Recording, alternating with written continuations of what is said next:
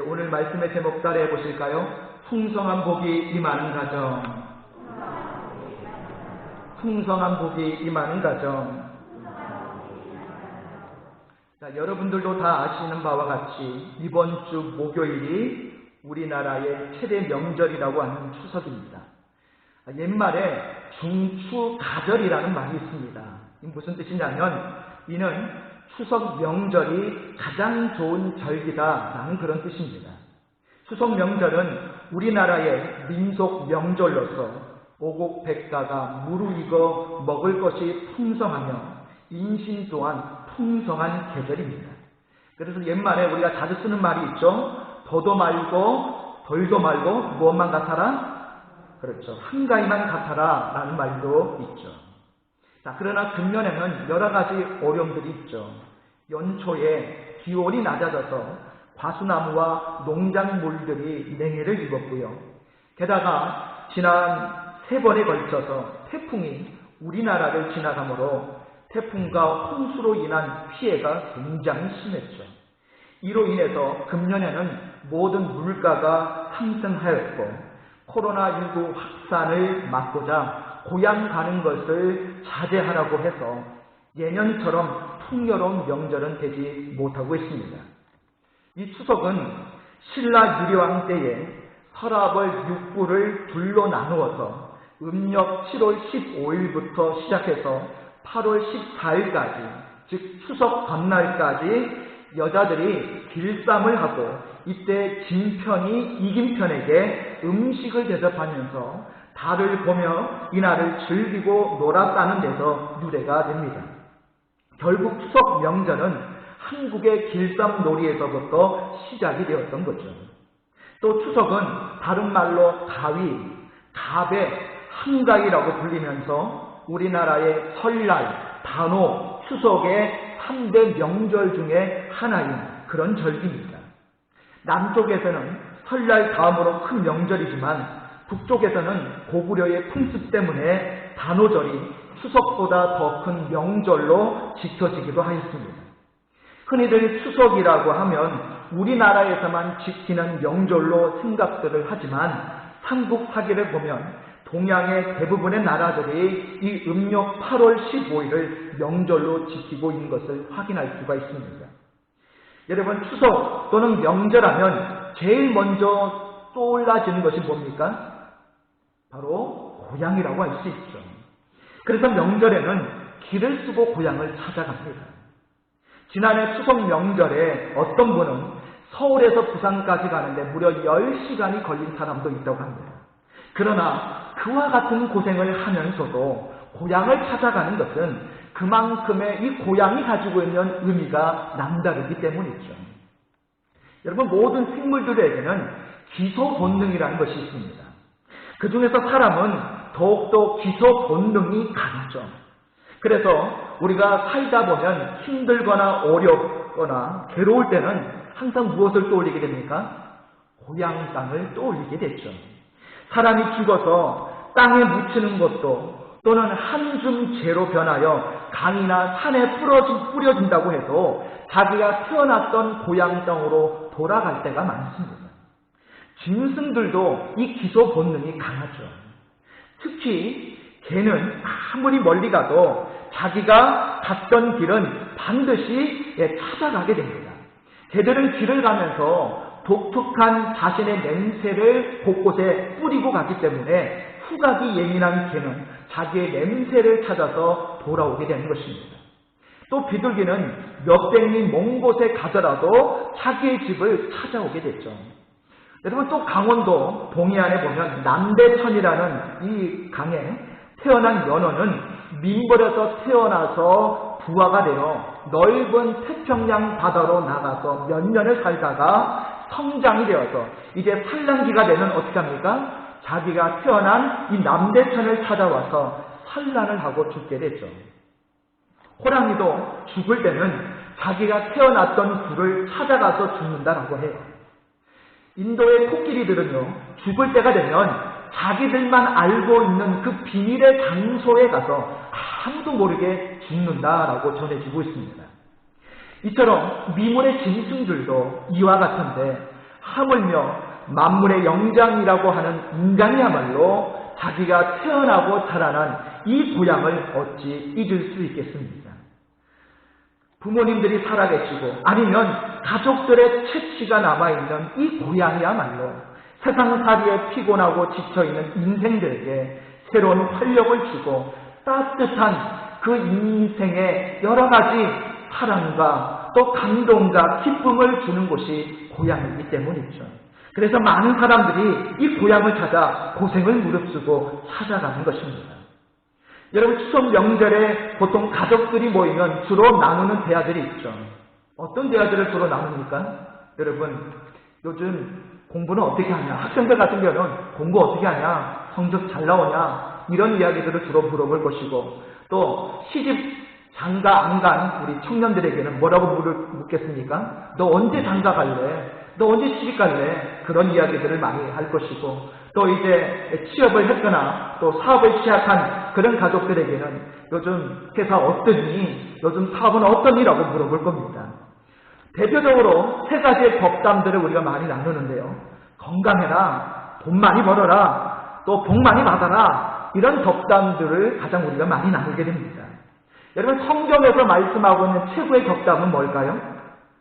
자, 따라해 보실까요? 하나님의 복 많이 받으십시오. 이것이 바로 성경에서 말씀하고 있는 최고의 덕담이 아니겠습니까? 우리 옆 사람하고 이렇게 서로 축복하겠습니다. 이번 명절에 하나님의 복이 가득하시기를 바랍니다. 자, 여러분, 복시라는 사람이 있습니까? 없습니다. 복은 많을수록 좋은 거죠. 특별히 하나님이 주시는 복은 너무나도 우리에게 필요하고 우리가 원하는 복입니다. 오늘 본문 말씀인 이 시편 말씀은 바로 이 복에 대한 내용의 그런 말씀이라고 할 수가 있어요. 복에 대해서 노래하는 그런 내용인데요. 자, 시편 128편은 성전에 올라가는 노래라는 그런 표제어 제목이 붙어있는 그런 시편입니다. 시편 127편과 128편은 서로 짝을 이루고 있는데요. 127편은 복의 근원이신 하나님을 노래하고 있고, 128편은 이 하나님이 주시는 풍성한 복에 참여하려면 어떻게 해야 하는가 방법론을 가르쳐 주고 있다는 거예요. 오늘 말씀을 통해 여러분 삶 가운데 오늘 하나님이 주시는 이 풍성한 복을 받는 그런 비결을 말씀을 통해 배워가시고, 이번 명절 기간에 가족들과 함께 공유하고 그 복을 누리는 저와 여러분 되시기를 바랍니다. 자, 오늘 128편은 이렇게 성전에 올라가는 노래라는 제목이 붙어 있는데요. 자, 그렇다면 오늘 이 명절 기간을 통해서 또 오늘 본문 말씀을 통해서 우리가 복받는 비결은 무엇일까요? 자, 첫 번째로 복받는 비결을 따라해 보실까요? 순종해야 합니다. 자, 우리 1절 말씀을 우리 같이 읽어보겠습니다. 1절 시작. 여호와를 경외하며 그의 길을 걷는 자마다 복이 있도다. 자, 오늘 여기 1절을 보니까 복을 받는 두 가지의 비결을 말씀하고 있죠. 여호와를 뭐하며? 경외하며. 자, 그리고 그의 무엇을 걷는 자마다? 길을 걷는 자마다 복이 있다라고 말씀하고 있죠. 여호와를 경외하는 것이 복의 시작인 줄 믿습니다. 자, 여호와를 경외하는 것이 복의 시작이라고 한다면 복의 완성은 뭘까요? 그의 길을 뭐 하는 거예요? 걷는 자예요.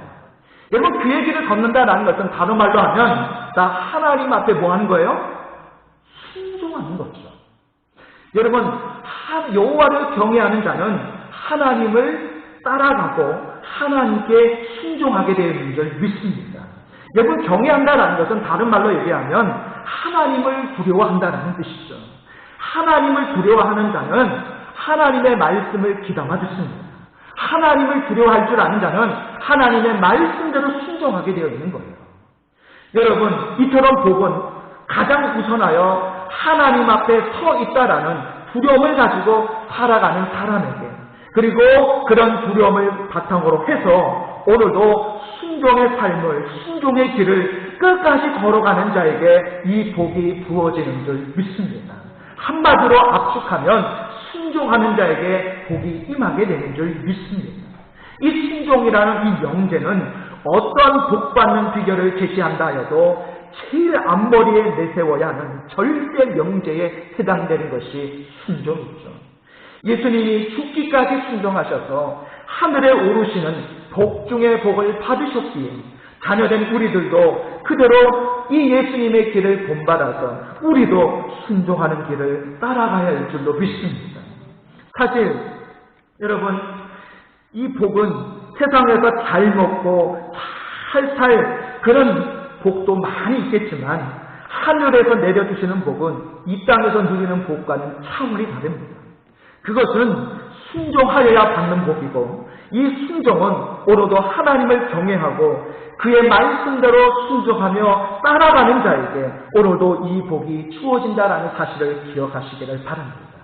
이번 추석 명절에 가족들과 함께 덕담을 나눌 때에 우리 가정이 복 있는 가정, 우리 가문이 복 있는 가문이 되기 위해서는 하나님의 말씀 앞에, 하나님의 뜻 앞에 오늘도 순종의 믿음으로 살 것을 서로 권면하고 그렇게 살 것을 다짐하는 그런 덕담들이 많이 이루어지는 그런 추석 명절이 되시기를 바랍니다. 그래서 더욱더 믿음으로, 순종으로 오늘 이 축복의 삶을 누리시는 여러분 되시기를 바랍니다. 두 번째 복받는 비결은 뭐냐? 자, 따라해 보실까요? 자족하고 감사하는 입술이 되어야 합니다. 자, 우리 2절 말씀을 우리 같이 읽겠습니다. 2절 시작. 내가 내 손이 수고한 대로 먹을 것이라. 내가 복되고 형통하리로다. 자, 어떤 사람이 이른바 우리가 흔히 쓰는 금수저로 태어났습니다. 아무 일도 하지 않고 그냥 맨날 빙둥빙둥 놀고 먹고 즐기며 살아도 돈 걱정을 하나도 할 필요가 없는 거예요. 써도 줄지를 않습니다. 하고 싶은 거 다 하고 삽니다. 자, 이 사람 과연 복받은 사람일까요? 여러분 어떻게 생각하십니까? 복 있는 사람입니까? 아닙니까? 자, 여러분 눈빛을 보니까 눈빛과 입술은 아니라고 말하면서도 마음속으로는 아이고 부러워라, 돈만 많아봐, 그게 최고지, 장땡이지 라고 생각하시는 분들 혹시나 계십니까? 우리 교회는 그런 분이 한 분도 없으실 줄 믿습니다. 돈이면 장땡이야 라는 말이 그래서 나온 게 아니겠습니까? 돈 많은 것이 곧 복이라고 한다면 여러분 성경에는 온통 재테크 비법으로 가득했을 겁니다. 교회에 출입하는 사람은 다 부자가 되어서 고급차 타고 떵떵거리며 그렇게 살아야 정상일 것입니다. 하지만 성경은 물욕이 하나님을 멀리하고 미워하는 수단이 되고 하나님 나라에 들어가지 못하도록 만드는 영적 방해물이 되고 있음을 말씀하고 계십니다. 우리 하나님의 관심은 살아가는 하나님의 자녀들이 얼마의 돈을 가지고 사느냐를 중요하게 여기시는 것이 아니라 스스로 땀 흘려서 정직하게 노동하는 대가를 얻고 그것을 통해 기뻐하고 감사하면서 가진 것 가운데 풍족하고 자족하며 서로 나누는 삶을 살아가는 것에 대해서 관심을 두고 계시는 줄 믿습니다. 여러분 복은 기본적으로 하늘에서 뚝딱하고 그렇게 떨어지는 것이 아니에요. 우연의 결과도 아니고 의지가 없는데도 그냥 얻어지는 것이 아니라는 말씀입니다. 어떤 물건을 샀더니 더불어 주는 것도 아닙니다. 복은 하늘에서 내려주시는 것이지만 거기에는 반드시 그 복을 받으려는 대상인 우리 자신들의 최선의 노력이 필요하다는 거예요. 그래서 오늘 말씀에 뭐라고 얘기합니까? 내가 내 돈이 뭐한 대로 먹을 것이라? 수고한 대로 먹을 것이라. 여러분 이 말씀에는 게으름 피우지 아니하고 열심히 최선을 다해서 살아가면 사람이 계산하는 숫자가 아니라 하나님이 계산하시는 빈틈없고 정확한 셈법으로 우리 각자의 꼭 필요한 만큼 채워주신다라는 하나님의 약속을 담고 있는 거예요. 우리는 사도 바울이 고백했던 것처럼 자족할 수 있는 은혜를 구할 수 있어야 합니다. 그런데 우리는 어떻게 합니까? 자꾸 다른 사람과 비교를 하고 평가해서 나는 아무것도 없어, 나는 부족해, 나는 가난해, 나는 무능력해, 나는 거지야, 이런 정말로 이런 말도 안 되는 말을 하면서 스스로가 자기 비하를 하고 정말로 풍족하고 공평하게 채워주시는 하나님의 은혜와 축복을 오히려 불평하고 원망하며 저버리는 그런 불신앙적인 모습을 우리가 하나님 앞에 보일 때가 얼마나 많은지요. 오늘 여기 봅니까? 내가 복되고 형통하리로다. 여러분, 아멘이 절로 나오는 말씀일 줄 압니다.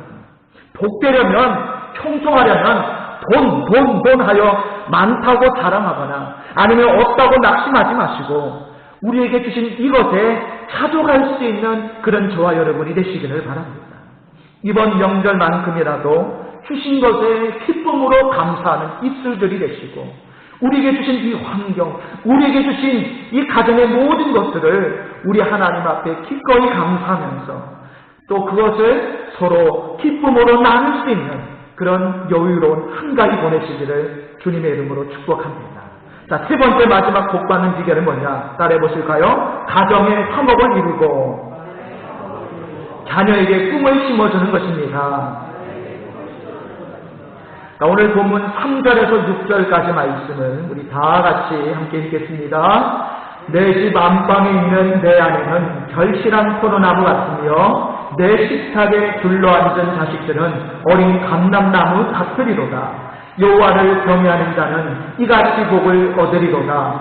여호와께서 시온에서 내게 복을 주실지어다. 너는 평생에 예루살렘의 번영을 보며 내 자식의 자식을 볼지어다. 이스라엘에게 평강이 있을지로다. 아멘. 여러분, 가화만사정이라는 이 말은 성경 안에서도 우선적인 덕목으로 자주 언급이 됩니다. 여러분, 집안이 평안하지 않으면 불화, 불통, 다툼, 파멸에 이르는 심각한 지경에 이르게 되죠. 어떤 성공한 위인도 가정을 등한시한 적은 없습니다. 하물며 용서와 사랑을 우선으로 하는 우리 그리스도인들이 가정 안에서조차도 화목을 이루지 못한다고 한다면 누구에게 우리가 용서와 사랑을 말할 수 있겠습니까? 성령 충만한 사람은 교회 안에서뿐만 아니라 가정에서 남편과 아내에게 부모와 자녀들에게 대하는 말과 행동과 마음 씀씀이를 보면 알 수가 있습니다.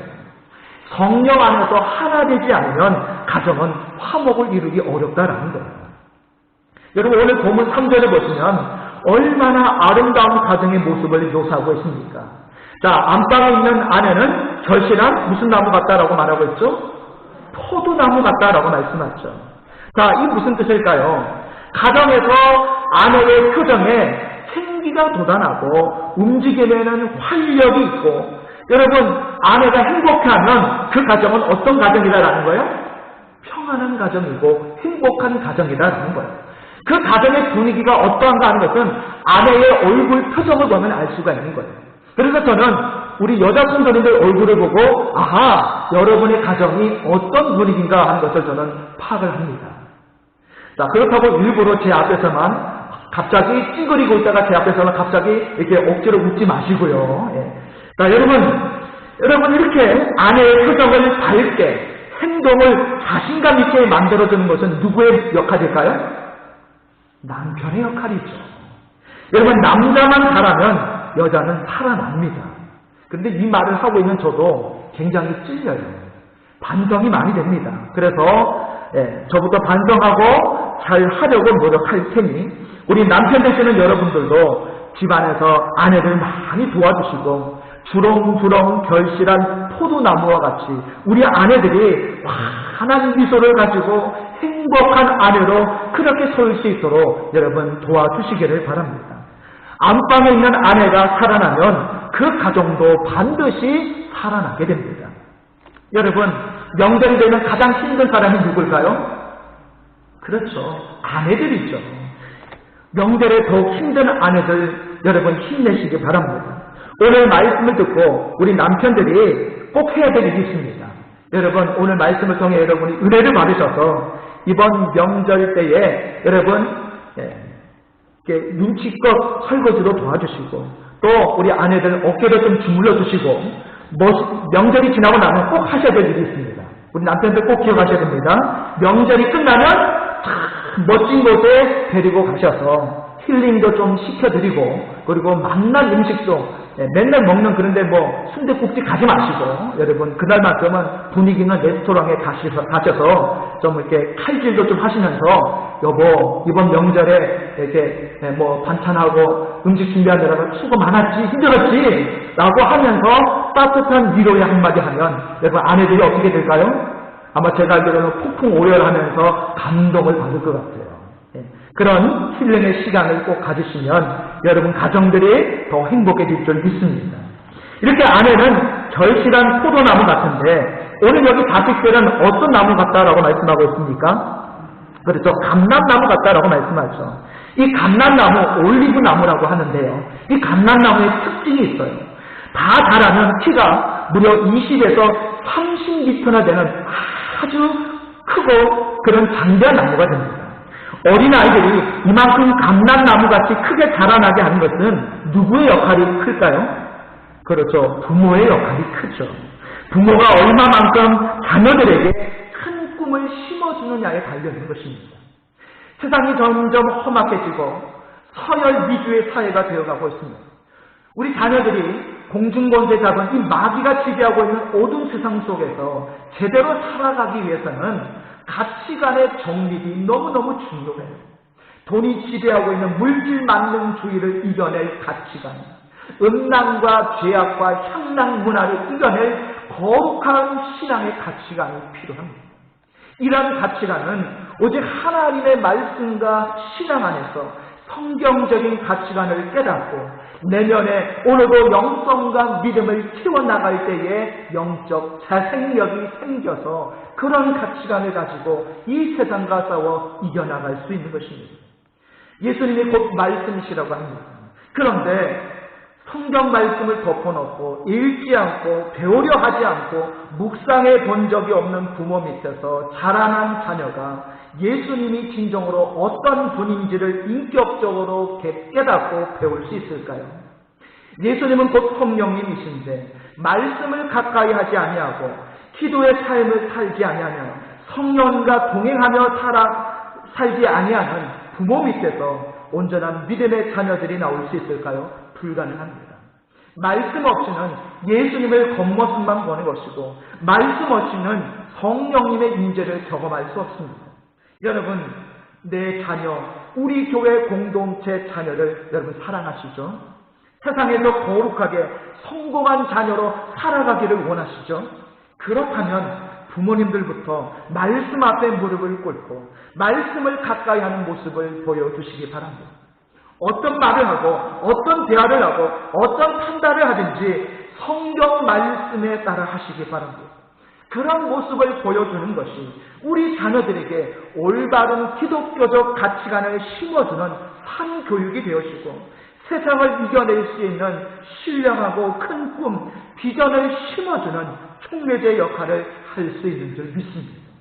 우리 자녀들이 이처럼 풍성한 영적 감람나무로 성장하고 자라가기를 원하신다면 오늘부터 당장 우리 부모님들은 말씀과 기도와 성령 충만한 삶을 살아가야 할 줄 믿습니다. 이처럼 아내와 자식들이 평안해지면 5절에서와 같이 평생의 번영이 주어진다라고 약속하고 있습니다. 아브람과 같은 믿음의 조상 그리고 그 후손이 이룬 명문 가문들은 그저 우리가 부러워하는 대상이 아니라 나부터 우리 자녀들부터 우리 가정에서부터 얼마든지 시작할 수 있다는 거예요. 여러분 복 중에 복이 무엇인지 아십니까? 나보다 우리 자녀들이 이 구원의 복, 평안의 복을 누리는 것이 아니겠습니까? 그 복을 누리기 위한 절반의 과제가 바로 우리 기성세대에게 달려있다는 거예요. 우리 자녀들이 성경적인 가치관으로 무장해서 하나님이 주시는 그런 영적인 꿈과 비전을 받을 수 있도록 최선을 다하여 노력하고 눈물로 기도해야 할 줄 믿습니다. 부모들의 간절함이 하나님의 마음을 기쁘시게 한다면 우리 가정들이 포도나무의 결실과 감람나무의 성장을 통한 평생토록 번영할 그 약속과 축복으로 반드시 이루어지게 될 줄로 믿습니다. 우리 자녀들이 먹는 것 좋아할 것 같지만 내면의 영적 양식에 더 목말라 하고 있습니다. 명절에 여러분 우리 자녀들 많이 칭찬해 주시고 또 아낌없이 사랑해 주시고 응원해 주시기 바랍니다. 만날 때마다 맨날 하는 말이 맨날 그냥 이런 둥 저런 둥 여러분 핀잔이나 또 자녀들 이렇게 좀 마음 상할 말들 하지 마시고 정말 그들에게 말씀 안에서 서로 훈훈한 대화가 오고 갈 수 있는 그런 이번 추석 명절이 될 수 있도록 여러분 그런 풍성한 한가위가 되시기를 바랍니다. 말씀을 정리합니다. 이번 추석 명절을 보내면서 오늘 말씀 주신 대로 하나님 앞에 두려움으로 하나님을 경외하면서 순종의 삶을 살아가시기를 바랍니다. 그 순종의 삶이 복받는 첫 번째 비결입니다. 두 번째 복받는 비결은 오늘도 하나님께서 우리에게 주신 것을 만족하면서 자족하고 감사하는 입술이 되시기를 바랍니다. 마지막 세 번째 복받는 비결은 오늘도 가정의 화목을 이룰 수 있도록 또 자녀들에게 오늘도 큰 꿈을 심어줄 때에 하나님이 주시는 풍성한 복이 임하게 될 줄 믿습니다. 오늘 이 세 가지의 복받는 비결의 말씀을 들으셨으니 오늘 이 말씀대로 실천해서 우리 교회 모든 가정이 복의 복을 받고 시온의 대로를 걸어가는 믿음의 명문 가문들이 다 되시기를 주님의 이름으로 축복합니다.